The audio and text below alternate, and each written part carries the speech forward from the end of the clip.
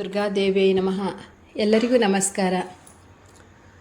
ನಾನು ನಿಮಗೆ ಮೊದಲೇ ಹೇಳಿದ ಹಾಗೆ ನಮ್ಮ ಪ್ರಯಾಣ ಅಯೋಧ್ಯೆಯಿಂದ ಕಾಶಿಗಿತ್ತು. ಈಗ ಎರಡನೇ ದಿನ. 2 ದಿನ ನಾವು ಅಯೋಧ್ಯೆಯಲ್ಲೇ ಇದ್ದೆವು. ಮತ್ತು ನಾವು 3ನೇ ದಿನ ಕಾಶಿಗೆ ಹೊರಟಿದ್ದೇವೆ. ಅಯೋಧ್ಯೆಯಿಂದ ಕಾಶಿಗೆ 8 ಗಂಟೆ ಜರ್ನಿ ಆಗ್ತದೆ. ನಾವು ಇಸ್ಕಾನ್, ಕುಳಾಯಿ, ಮಂಗಳೂರು ಇವ್ರ ಜೊತೆಗೆ ಹೋದ ಕಾರಣ ನಮಗೆ ಆ 8 ಗಂಟೆ ಜರ್ನಿ ಕೂಡ ತುಂಬ ಖುಷಿ ಕೊಡ್ತು. ಯಾಕೆಂತ ಹೇಳಿದರೆ ಹರಿನಾಮ ಜಪ ಆಗ್ತಾಯಿತ್ತು, ಹರಿನಾಮ ಸ್ಮರಣೆ ಆಗ್ತಾಯಿತ್ತು ನಮಗೆ ಬಸ್ಸಲ್ಲಿ. ತುಂಬ ಖುಷಿಯಾಯಿತು ನಮಗೆ. ಅಲ್ಲಿಂದ ನಾವು ಹೋಗುವಾಗ, ಕಾಶಿ ತಲುಪುವಾಗ ಸಂಜೆ ಆದ ಕಾರಣ ನಾವು ಆ ದಿನ ಎಲ್ಲೂ ಹೋಗಲಿಕ್ಕಾಗಲಿಲ್ಲ. ಬೆಳಿಗ್ಗೆ ನಾವೆಲ್ಲರೂ ಬೇಗ ಎದ್ದು ಕಾಲಭೈರವೇಶ್ವರ ದೇವಸ್ಥಾನಕ್ಕೆ ಹೋಗಬೇಕು. ಫಸ್ಟು ಕಾಶಿಯಲ್ಲಿ ಹೋದರೆ ಕಾಲಭೈರವೇಶ್ವರನ ದರ್ಶನ ಮಾಡದೆ ಮತ್ತೆಲ್ಲೂ ಹೋಗಬಾರ್ದು ಅಂತ ಹೇಳಿದರು. ಹಾಗಾಗಿ ಕಾಲಭೈರವೇಶ್ವರ ದೇವಸ್ಥಾನಕ್ಕೆ ಹೋದೆವು. ಆ ಕಾಲಭೈರವೇಶ್ವರನ ದೇವಸ್ಥಾನದಲ್ಲಿ ತುಂಬ ರಶ್ ಇತ್ತು. ಆದರೂ ಕೂಡ ಆ ಒಂದು ಸಾನ್ನಿಧ್ಯ ಇತ್ತಲ್ಲ, ಕಾಲಭೈರವೇಶ್ವರನ ಸಾನ್ನಿಧ್ಯ ಅದೆಷ್ಟು ಚೇತನ ಕೊಡ್ತಿತ್ತು ಅಂತ ಹೇಳಿದರೆ, ನಮಗೆಂಥ ಚೈತನ್ಯಪೂರ್ಣವಾಗಿತ್ತು ಅಲ್ಲಿ ಆ ಒಂದು ದೇವರ ದರ್ಶನ ಅಂತ ಹೇಳಿದರೆ ಅದನ್ನು ಹೇಳಲಿಕ್ಕಾಗ್ತಿಲ್ಲ. ಆ ಥರ ಒಂದು ಪರಿಪೂರ್ಣ ಭಗವಂತನ ಸಾನ್ನಿಧ್ಯ ಅಲ್ಲಿದೆ ಅನ್ನೋದು ನಮ್ಗೆ ಗೊತ್ತಾಗ್ತಾ ಇದೆ. ಒಂದು ಆಧ್ಯಾತ್ಮದಲ್ಲಿ ಯಾರಿರ್ತಾರೋ ಅವರಿಗೆ ಅದರ ಒಂದು ಚೈತನ್ಯದ ಅನುಭವ ಆಗ್ತದೆ. ಹಾಗೆ ನಮಗಂತೂ ಒಂಥರ ನಾವು ಎದ್ದು ಕುಣಿದು ಬಿಡುವ ಅಂತ ಆ ಒಂದು ಫೀಲ್ ಆಗ್ತಾಯಿತ್ತು ನಮಗೆಲ್ಲರಿಗೂ. ನನಗಂತೂ ತುಂಬ ಖುಷಿಯಾಯಿತು ಭಗವಂತನನ್ನು ನೋಡಿ. ಆ ಭಗವಂತನನ್ನು ಕಣ್ತುಂಬಿಕೊಳ್ಳೋದೇ ಒಂದು ಸೌಭಾಗ್ಯ. ಏನೋ ನಮ್ಮನ್ನು ನೋಡ್ತಿದ್ದಾನೆ ಅವನು ನಮಗೆ ಶಕ್ತಿ ಕೊಡ್ತಿದ್ದಾನೆ, ಅವನು ನಮ್ಗೆ ಸ್ಫೂರ್ತಿ ಕೊಡ್ತಿದ್ದಾನೆ. ಒಂಥರ ನಮ್ಗೆ ಆ ಒಂದು ಫೀಲ್ ಇದೆಯಲ್ಲ, ಅವನ ಮುಂದೆ ನಾವು ಏನೂ ಇಲ್ಲ ಅನ್ನೋ ಒಂದು ಶೂನ್ಯ ಭಾವಕ್ಕೆ ಹೋಗ್ತೇವಲ್ಲ, ಅದು ಕೂಡ ಒಂಥರ ಅನುಭವವೇ. ಅದನ್ನು ಕೂಡ ನನಗೆ ವರ್ಣಿಸ್ಲಿಕ್ಕೆ ಆಗ್ತಿಲ್ಲ. ಅಷ್ಟು ಖುಷಿ, ಅಷ್ಟು ಸಂತೋಷ ಆಯಿತು. ಒಂದು ಸಮಾಧಾನದಿಂದ ಬಂದೆವು ನಾವು. ಆಮೇಲೆ ಅಲ್ಲಿಂದ ನಾವು ಕಾಶಿ ವಿಶ್ವನಾಥನ ಸನ್ನಿಧಾನಕ್ಕೆ ಹೋದೆವು. ವಿಶ್ವನಾಥನ ಸನ್ನಿಧಾನದಲ್ಲಿ ನಮಗೆ ಸ್ವಲ್ಪ ಕೀವಿತ್ತು. ಆ ಕೀವಲ್ಲಿ ನಾವು ನಮ್ಮದು ಹರಿನಾಮ ಸ್ಮರಣೆ ಮೂಲಕವೇ ನಾವು ದೇವರ ದರ್ಶನಕ್ಕೆ ಹೋದೆವು.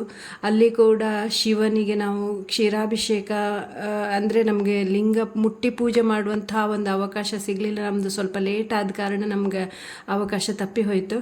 ಆದರೂ ಕೂಡ ಅಭಿಷೇಕವನ್ನು ಮಾಡಿದ್ದೇವೆ ನಾವು.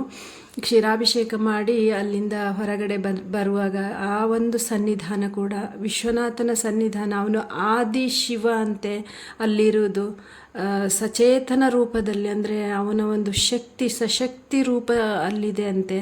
ಅದು ನಮ್ಗೆ ಗೋಚರ ಆಗ್ತದೆ ಅಲ್ಲಿ ಹೋದವರಿಗೆ. ಒಂದು ಆಧ್ಯಾತ್ಮ ಒಂದು ನೆಲೆಗಟ್ಟಿನಿಂದ ಹೋದವರಿಗೆ ಅಲ್ಲಿಯ ಆ ಒಂದು ವಿಶೇಷತೆ, ಆ ಒಂದು ನಾನು ಹೇಳಿದ್ನಲ್ಲ, ಆ ಒಂದು ಸಾನ್ನಿಧ್ಯ ಇದೆಯಲ್ಲ, ಶಿವನ ಸಾನ್ನಿಧ್ಯ ನಮಗೆ ಗೋಚರ ಆಗ್ತದೆ. ಒಂದು ಶಕ್ತಿಯ ಅನುಭವ ನಮಗೆ ಅಲ್ಲಿ. ಆ ಒಂದು ಶಿವ ಸಾನ್ನಿಧ್ಯದ ಅನುಭವ ಪಡೆದು ಅಲ್ಲಿಂದ ಹೊರಗಡೆ ಬಂದಾಗ ಅನ್ನಪೂರ್ಣೇಶ್ವರಿ ಅಮ್ಮನವರ ದೇವಸ್ಥಾನ ಇದೆ. ಅನ್ನಪೂರ್ಣೇಶ್ವರಿಯನ್ನು ಪೂರ್ಣ ನೋಡಿದೆವು. ತುಂಬ ತುಂಬ ತುಂಬ ಅಮ್ಮನೇ ಅಲ್ಲಿ ಕೂತ್ಕೊಂಡಿದ್ದಾಳೇನೋ ಅನ್ನುವಂಥ ಭಾವ ಬರ್ತಾಯಿತ್ತು ಅಲ್ಲಿ ನೋಡುವಾಗ. ಅಲ್ಲಿಂದ ಅಮ್ಮನ ಹತ್ರ ಅಕ್ಷತೆ ಕೊಡ್ತಾರೆ. ಅಲ್ಲಿ ಅಮ್ಮನ ಅಕ್ಷತೆ ತಗೊಂಡು ಅಲ್ಲಿ ಗಣಪತಿ ಇದ್ದಾರೆ. ಗಣಪತಿಯನ್ನು ನೋಡಿಕೊಂಡು ಗಣಪತಿಯ ಆಶೀರ್ವಾದ ಪಡೆದು ಅಲ್ಲಿಂದ ನಾವು ಹೊರಗಡೆ ಬಂದೆವು. ಹೊರಗಡೆ ಬಂದ ಮೇಲೆ ನಾವು ಹೋಗಿದ್ದು ಸಂಕಟಮೋಚನ ಕ್ಷೇತ್ರಕ್ಕೆ. ಸಂಕಟಮೋಚನ ಕ್ಷೇತ್ರ ಅಂತ ಸಂಕಟಮೋಚನ ಹನುಮಾನ್ ಕ್ಷೇತ್ರ ಇದೆ. ಅಲ್ಲಿ ಹೋದೆವು. ಅಲ್ಲಿ ಹನುಮಾನ್ ಚಾಲೀಸ್ ಎಲ್ಲ ಓದ್ಕೊಂಡು ಕೂತ್ಕೊಂಡು ಬಂದೆವು. ಅಲ್ಲಿ ಪ್ರಸಾದ ಎಲ್ಲ ಕೊಡ್ತಾರೆ, ಅದನ್ನೆಲ್ಲ ತೊಗೊಂಡು ಅಲ್ಲಿಂದ ಬಂದು ನಾವು ತುಳಸಿ ಮಾನಸ ಮಂದಿರ ಅಂತಿದೆ. ಅಲ್ಲಿ ರಾಮದೇವರಿದ್ದಾರೆ ಮತ್ತು ಮಹಾಭಾರತದ ಪೂರ್ಣ ಚಿತ್ರ ಇದೆ ಅಲ್ಲಿ. ಆ ಗೋಡೆಯ ಮೇಲೆ ಪೂರ್ಣ ಚಿತ್ರ ಕೆತ್ತನೆ ಮಾಡಲಾಗಿದೆ. ಅಲ್ಲಿ ಸುಮಾರು ನೋಡಲಿಕ್ಕೆ ತುಂಬ ಒಳ್ಳೆಯದಿತ್ತು. ಅಲ್ಲಿಂದ ನೋಡಿಕೊಂಡು ಹೊರಗಡೆ ಬಂದಾಗ ಹತ್ತಿರದಲ್ಲಿಯೇ ಶ್ರೀ ದುರ್ಗಾದೇವಿ ದೇವಸ್ಥಾನ ಇದೆ. ಮಾನಸ ಮಂದಿರದ ಹತ್ತಿರದಲ್ಲೇ ಇದೆ. ಅದು ಕೂಡ ಹಾಗೆ ತುಂಬ ಪುರಾತನವಾಗಿದ್ದಂತೆ ತುಂಬ ಚೆನ್ನಾಗಿದೆ ದೇವಸ್ಥಾನ ಮಾತ್ರ. ನಮಗಲ್ಲಿ ಒಳ್ಳೆಯದಾಯಿತು. ಪೂಜೆ ಎಲ್ಲ ಮಾಡುವಾಗ ತುಂಬ ಖುಷಿಯಾಯಿತು. ಅಲ್ಲಿ ಒಬ್ಬರು ನಮಗೆ ತುಂಬ ಒಬ್ಬ ಮುಖ್ಯವಾದಂಥ ಒಬ್ಬರು ವ್ಯಕ್ತಿ ಸಿಕ್ಕಿದ್ರು. ಅವರು ಕೂಡ ತುಂಬ ಒಳ್ಳೆ ಆಶೀರ್ವಾದ ಮಾಡಿದರು. ತುಂಬ ಖುಷಿಯಾಯಿತು. ಅಲ್ಲಿಂದ ಹೊರಗಡೆ ಬಂದೆವು. ಅಲ್ಲಿಂದ ಹೊರಗಡೆ ಬಂದು ಮತ್ತು ನಾವು ಸೀದಾ ಗಂಗಾ ನದಿ ತೀರಕ್ಕೆ ಹೋದೆವು. ಗಂಗಾ ನದಿ ತೀರದಲ್ಲಿ ನಮ್ಮದು ಗಂಗಾ ನದಿಯಲ್ಲಿ ದೋಣಿ ವಿಹಾರ ಇತ್ತು. ನಾವು ದೋಣಿಯಲ್ಲಿ ಕೂತ್ಕೊಂಡು ಇಡೀ ಗಂಗಾ ನದಿಯ ತಟದಲ್ಲಿರುವ ಘಾಟ್ಗಳನ್ನು, ಅಂದರೆ 24 ಘಾಟ್ ಇದೆ ಅಂತೆ ಅಲ್ಲಿ. ಆ 24 ಘಾಟ್ಗಳನ್ನು ಗಂಗಾ ನದಿಯಲ್ಲಿ ದೋಣಿ ಮುಖಾಂತರ ನಾವು ಹೋಗಿ ನೋಡ್ಕೊಂಡು ಬಂದೆವು. ಅದೆಷ್ಟು ಖುಷಿ ಆಗ್ತಿತ್ತು ಅಂತ ಹೇಳಿದರೆ, ಆ ಗಂಗಾ ಮಾತೆಯ ಮಡಿಲಲ್ಲಿ ನಾವು ದೋಣಿ ವಿಹಾರ ಮಾಡ್ತಾ ಇರೋದು, ಅದನ್ನು ನೋಡುವಾಗ, ಅದನ್ನು ಒಂಥರ ಅನುಭವಿಸುವಾಗ ಆ ಒಂದು ಸಂತೋಷವೇ ಬೇರೆ. ಆ ಗಂಗಾ ನದಿಯ ತಟದಲ್ಲಿ ಹತ್ತಿರದಿಂದ ನಾವು ಆ ಘಾಟ್ಗಳನ್ನು ನೋಡಿದ್ದೇವೆ. ಅಲ್ಲಿ ಮಣಿಕರ್ಣಿಕಾ ಘಾಟ್ ಮತ್ತು ಸತ್ಯ ಹರಿಶ್ಚಂದ್ರ ಘಾಟಲ್ಲಿ ಮಾತ್ರ ಯಾವಾಗಲೂ ಹೆಣ ಸುಡ್ತಾ ಇರ್ತಾರೆ. ಯಾವಾಗಲೂ ಅಂತ ಹೇಳಿದರೆ, ನಾವು ಈಗ ಘಾಟಿಂದ ನಾವು ದಾಟ್ಕೊಂಡು ಹೋಗುವಾಗಲೂ ಹೆಣ ಸುಡ್ತಾಯಿದ್ರು, ಬರುವಾಗಲೂ, ಅಂದರೆ ಕಂಟಿನ್ಯೂ ಆಗಿ ಹೆಣಗಳ ರಾಶಿ ಇರ್ತದಲ್ಲಿ. ಬೇರೆ ಘಾಟಲ್ಲಿ ಅಷ್ಟೊಂದೇನಿಲ್ಲ, ಅವೆರಡು ಘಾಟಲ್ಲಿ ತುಂಬ ಇರ್ತದೆ. ನಿಮಗೆ ಒಂದು ವಿಷಯ ಹೇಳಬೇಕು ಅಂತ ಹೇಳಿದರೆ, ಅಲ್ಲಿ ಆ ಘಾಟಲ್ಲಿ ಆ ಒಂದು ಹೆಣಗಳ ರಾಶಿ ಸುಡುವುದು, ಆ ಹೆಣಗಳು ಬಂದು ಬೀಳೋದೆಲ್ಲ ನೋಡುವಾಗ ಅನಿಸುತ್ತೆ, ಮನುಷ್ಯ ಏನಿದ್ದಾನೆ, ಏನಿಲ್ಲ, ಜೀವ ಇರುವವರೆಗೆ ಮಾತ್ರ ಜೀವ ಅಂತ ಕರೆಯೋದು, ಆಮೇಲೆ ಶವ ಆಗಿ ಬೀಳ್ತೇವೆ. ಇರುವ 3 ದಿನದಲ್ಲಿ ಬೇಡದ್ದು ಬೇಕಾದ್ದು ಎಲ್ಲ ಇದೆ ನಮ್ಮ ಜೀವನದಲ್ಲಿ. ಆದರೆ ನಾನು ಹೇಳೋದು, ಯಾವುದೂ ನಮ್ಮ ಜೊತೆ ಬರೋದಿಲ್ಲ. ಸಾಧ್ಯ ಆದಷ್ಟು ಆಧ್ಯಾತ್ಮಿಕ ಒಲವನ್ನು ಬೆಳೆಸ್ಕೊಳ್ಳಿ, ಆಧ್ಯಾತ್ಮ ದಾರಿಯಲ್ಲಿ ಹೋಗಿ. ನೀವೇನಾದರೂ ತೊಗೊಂಡು ಹೋಗೋದಿದ್ರೆ ಅದೊಂದನ್ನಷ್ಟೇ ನೀವು ತೊಗೊಂಡು ಹೋಗ್ಲಿಕ್ಕೆ ಸಾಧ್ಯ ಆಗೋದು. ಮತ್ತೇನನ್ನೇ ನೀವು ಸಂಪಾದನೆ ಮಾಡಿದರೂ ಕೂಡ ಅದನ್ನೆಲ್ಲ ಇಲ್ಲೇ ಬಿಟ್ಟು ಹೋಗಬೇಕಾಗತ್ತೆ. ಯಾವುದೂ ನಿಮ್ಮ ಜೊತೆ ಬರೋದಿಲ್ಲ. ಯಾವ ದ್ವೇಷ, ಅಸೂಯೆ, ಹೊಟ್ಟೆ ಕಿಚ್ಚು, ಇನ್ನೊಬ್ಬರ ಬಗ್ಗೆ ಬ್ಯಾಡ್ದಿದ್ದು ಹೇಳೋದು ಯಾವುದೂ ಕೂಡ ನಿಮ್ಮ ಜೊತೆಗೆ ಬರೋದಿಲ್ಲ. ಬರುವುದೊಂದೇ ನಿಮ್ಮ ದೈವ ಭಕ್ತಿ, ನಿಮ್ಮ ಒಂದು ನಿಯತ್ತು, ನಿಯಮ ಮಾತ್ರ ನಿಮ್ಮ ಜೊತೆಗೆ ಬರುತ್ತೆ. ಅದನ್ನು ಕಾಪಾಡಿಕೊಳ್ಳಿ ಅಂತ ನಿಮ್ಮ ಹತ್ರ ಹೇಳ್ತೇನೆ. ಯಾಕೆ ಅಂತ ಹೇಳಿದರೆ, ಅಲ್ಲಿ ಹೋಗಿ ನನಗೆ ನೋಡಿದಾಗ ಆದಂಥ ಅನುಭವ ಇದೆಲ್ಲವೂ ನಿಮ್ಗೆ ಹೇಳ್ತಾ ಇದ್ದೇನೆ ನಾನು. ಆಮೇಲೆ ನಾವು ಗಂಗಾ ನದಿಯ ತಟದಲ್ಲಿ ಬಂದು ಗಂಗಾ ಸ್ನಾನ ಮಾಡಿದ್ದೇವೆ. ಅಬ್ಬಾ, ಆ ಗಂಗಾ ಸ್ನಾನ ಮಾತ್ರ ವರ್ಣನಾತೀತ.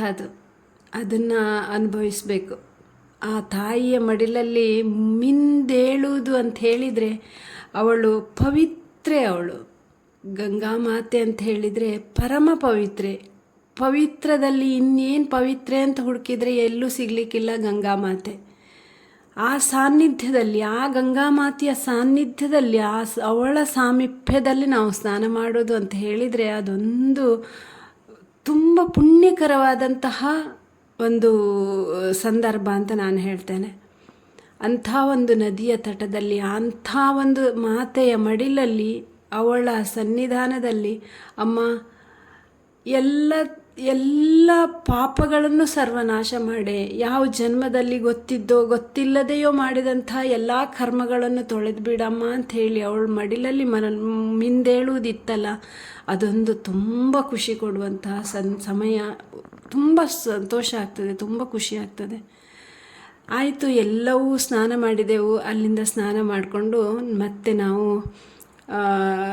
ನಮ್ಮ ಒಂದು ರೂಮಿಗೆ ಬಂದು ನಮ್ಮ ಬಟ್ಟೆಗಳನ್ನೆಲ್ಲ ಬದಲಾಯಿಸ್ಕೊಂಡು ಪುನಃ ನಾವು ಹೊರಟೆವು. ನಮಗೆ ಘಾಟ್ ಪ್ರತಿಯೊಂದು 24 ಘಾಟಲ್ಲಿ ಕೂಡ ಪ್ರತಿಯೊಂದು ಒಂದೊಂದು ದೇವಸ್ಥಾನ ಇದೆ ಅಂತ ಹೇಳಿದ್ದಾರೆ. ಆ ಎಲ್ಲ ದೇವಸ್ಥಾನ ನೋಡಬೇಕು ಅಂತ ನಮಗಿತ್ತು, ಆದರೆ ಸಮಯದ ಅಭಾವದಿಂದ ಹೋಗ್ಲಿಕ್ಕಾಗಲಿಲ್ಲ. ಅಲ್ಲೊಂದು ಕೇದಾರೇಶ್ವರ ದೇವಸ್ಥಾನ ಅಂತ ಹೇಳಿ ಇದೆ, ಯಾವುದೋ ಒಂದು ಘಾಟಲ್ಲಿ, ಅಸ್ಸಿ ಘಾಟಲ್ಲ ಏನೋ, ನನಗೆ ಸರಿಯಾಗಿ ನೆನಪಿಲ್ಲ, ಅಸ್ಸಿ ಘಾಟು ಅಂತ ಅಂದ್ಕೊಳ್ತೇನೆ. ಕೇದಾರೇಶ್ವರ ದೇವಸ್ಥಾನದಲ್ಲಿ ಮಾತ್ರ ಒಂದು ಹೋಯಿತು ನಾವು. ಆಮೇಲೆ ನಾವು ಅಸ್ಸಿ ಘಾಟಲ್ಲೇ ಗಂಗಾರತಿಯನ್ನು ನೋಡಿದೆವು ಸಂಜೆ. ನಾನು ನಿಮಗೆ ಗಂಗಾರತಿಯ ವಿಷಯ ಇನ್ನೊಂದು ವಿಡಿಯೋದಲ್ಲಿ ಹೇಳ್ತೇನೆ. ಯಾಕೆಂತ ಹೇಳಿದರೆ, ಜೀವಮಾನದಲ್ಲಿ ಒಮ್ಮೆ ಆದರೂ ನೋಡಬೇಕಾದಂಥದ್ದು ಗಂಗಾರತಿ.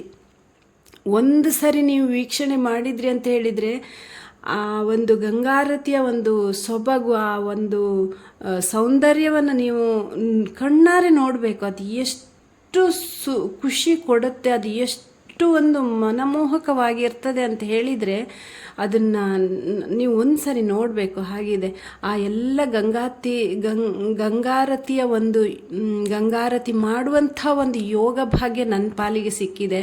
ನಾನು ಅದನ್ನು ನನ್ನ ಪೂರ್ವಜನ್ಮದ ಪುಣ್ಯ ಅಂತ ಅಂದ್ಕೊಳ್ತೇನೆ. ಯಾಕೆಂತ ಹೇಳಿದರೆ ಅದು ಎಲ್ಲರಿಗೂ ಸಿಗೋದಿಲ್ಲ. ನನ್ನ ಪಾಲಿಗೆ ಸಿಕ್ಕಿತ್ತು ಆ ದಿನ, ನನ್ನ ಒಂದು ಭಾಗ್ಯ ಅಂತ ಅಂದ್ಕೊಳ್ತೇನೆ.